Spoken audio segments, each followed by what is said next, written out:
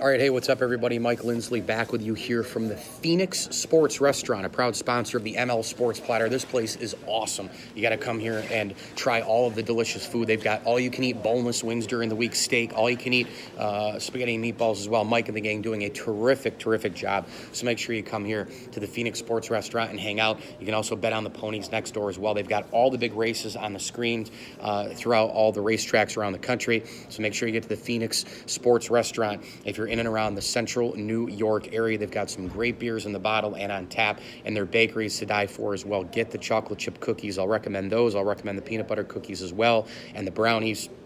It's a home run here at the Phoenix Sports Restaurant, and don't forget, gift certificates are available for the holidays as well. This is an Ohio State-Michigan preview. The game is big time. It's this weekend. There are so many implications. The winner of this game will face Northwestern in the Big Ten final, in the Big Ten championship. And I think that if the team that wins this game and then if they beat Northwestern, I think you have to put them into the college football playoff. I think at that point, again, assuming Notre Dame will roll USC this weekend, you'd have an Alabama, Clemson, Notre Dame, and then one team from the Big Ten. I think some people are leaning towards Oklahoma a little bit, maybe challenging with the exciting dual threat of Kyler Murray. But I just think the resumes of both Ohio State and Michigan are much more profound than Oklahoma. You look at the schedule, you look at the style they play, you look at the defense that's played in the Big Ten as opposed to the Big 12. I don't think there's even a discussion in terms of the fourth team that should be in there.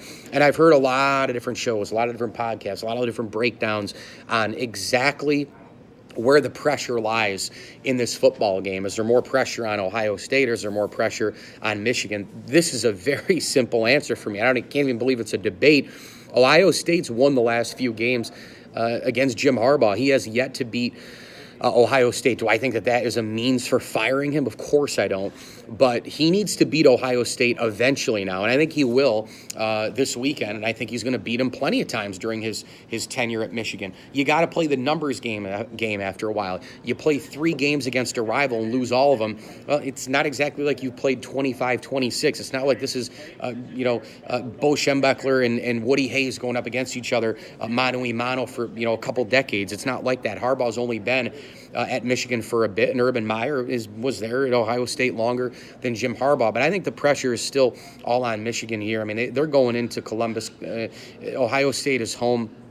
I think Ohio State, the one couple of problems they might have in this football game is, they haven't been able to run the football really this year, and they are just relying so much on Dwayne Haskins to just make the big play. He's got to, kind of get back. The offensive line, I think, has been Swiss cheese really for the better part of the year. I think that line has been really bad.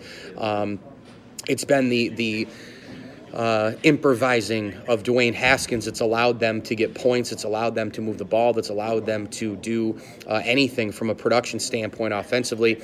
So when you look at it from that standpoint, running the football and having a balanced attack and trying to get yards in chunks and not relying just on a 60-yard heave from Haskins, not relying on a 45-yard run from Haskins, they're going to need an overall complete game to beat Michigan, a team that I think plays as well as anybody in the country in terms of all 3 phases of the game of football: offense, defense, special teams. You look at the offense this year, Shea Patterson, the transfer from Ole Miss, I think he's had a fantastic season.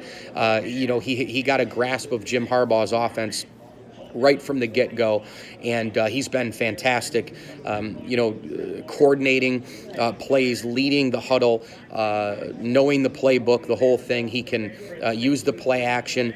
He's a guy who can use the middle of the field extremely well. He doesn't just read and stare somebody down, and that's the only target. He does double checkdowns. He does a second checkdown, a third checkdown. This guy has been really good for Michigan. They have a ground attack. I think their offensive line is one of the better ones in the country. And then you go to the defensive side of the football. Forget about it. Don Brown is one of the best defensive coordinators in college football. You wonder if he's going to get a head coach job anytime soon, as you know from me bitching about the Buffalo Bills and, railing on the New York Jets and some other folks in the NFL. Same thing goes for college. I would not hire a defensive mind. I would hire an offensive mind, considering the offensive world and quarterback world that we're in right now. But having said that, Don Brown probably going to get some looks. He has had a phenomenal campaign for the